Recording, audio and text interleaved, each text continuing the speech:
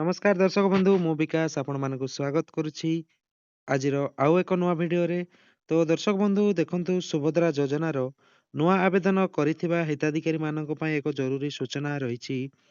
ଯେଉଁ ହିତାଧିକାରୀମାନେ ନଭେମ୍ବର ମାସରେ ସୁଭଦ୍ରା ଯୋଜନା ଆବେଦନ କରିଥିଲେ, ସେମାନଙ୍କ ପାଇଁ ଆସନ୍ତା ଜାନୁଆରୀ ମାସରେ ଦୁଇଟି କିସ୍ତି 10,000 ଟଙ୍କା ପଇସା ମିଳିବାକୁ ଯାଉଛି। ତ ଯେଉଁ ହିତାଧିକାରୀମାନେ ସୁଭଦ୍ରା ଯୋଜନା ଆବେଦନ କରିଛନ୍ତି, ସେମାନଙ୍କ ପାଇଁ ବହୁତ ବଡ଼ ଇମ୍ପୋର୍ଟାଣ୍ଟ ଜରୁରୀ ସୂଚନା ରହିଛି। ତ ଯେଉଁ ହିତାଧିକାରୀ ଆବେଦନ କରିଛନ୍ତି, ତାଙ୍କର ବ୍ୟାଙ୍କ ପାସବୁକରେ ଡିବିଟି ଲିଙ୍କ ରହିବା ନିହାତି ଆବଶ୍ୟକ। ତେବେ ଯାଇ ଆପଣମାନେ ସୁଭଦ୍ରା ଯୋଜନାର ପଇସା ମିଳିବ। ଯଦି ଆପଣମାନଙ୍କର ଡିବିଟ୍ ଲିଙ୍କ ନଥିବ ବ୍ୟାଙ୍କରେ, ତ ସେଇ ପଇସା ଆପଣ ଯୋଗ୍ୟ ହୋଇ ମଧ୍ୟ ଆପଣଙ୍କୁ ସୁଭଦ୍ରା ଯୋଜନା ପଇସା ମିଳିବ ନାହିଁ। ତ ଆପଣମାନେ ଆପଣମାନଙ୍କର ବ୍ୟାଙ୍କ ପାସବୁକରେ ଡିବିଟ୍ ଲିଙ୍କ ଅଛି କି ନାହିଁ, ସେଇଟା ଚେକ୍ କରିବା ପାଇଁ ଆପଣ ଆପଣଙ୍କ ନିକଟସ୍ଥ ସିଏସ୍ ସେଣ୍ଟର ଯାଇ ମଧ୍ୟ ଚେକ୍ କରିପାରିବେ ଏବଂ ନିଜେ ମଧ୍ୟ ମୋବାଇଲରେ ଚେକ୍ କରିପାରିବେ।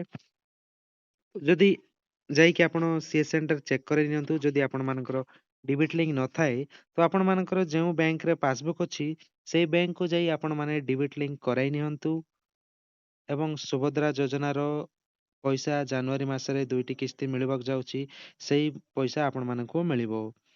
ତ ଯେଉଁମାନଙ୍କର ନାହିଁ, ସେମାନେ ଶୀଘ୍ର ଯାଇ ଚେକ୍ କରାଇ ନିଅନ୍ତୁ। ଯଦି ଲିଙ୍କ ନଥିବ ତ ଶୀଘ୍ର କରାଇ ନିଅନ୍ତୁ, ନଚେତ୍ ଆପଣମାନେ ଯୋଗ୍ୟ ହୋଇ ମଧ୍ୟ ସୁଭଦ୍ରା ଯୋଜନାର ପଇସା ପାଇପାରିବେ ନାହିଁ।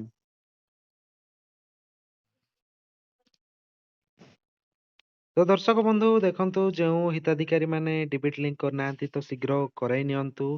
ଆଉ ଗୋଟେ କଥା ରହିଛି, ଦେଖନ୍ତୁ, ଯେଉଁ ହିତାଧିକାରୀ ମାନେ ପ୍ରଥମ କିସ୍ତି କିମ୍ବା ଦ୍ୱିତୀୟ କିସ୍ତି ପାଇଛନ୍ତି ଏବଂ ତୃତୀୟ କିସ୍ତି ଟଙ୍କା ପାଇନାହାନ୍ତି, ତ ସେମାନେ ଅଭିଯୋଗ କରନ୍ତୁ, କମ୍ପ୍ଲେନ ଦିଅନ୍ତୁ। ତେବେ ଯାଇ ଆପଣମାନଙ୍କର ତୃତୀୟ କିସ୍ତି ଟଙ୍କା ମିଳିବ।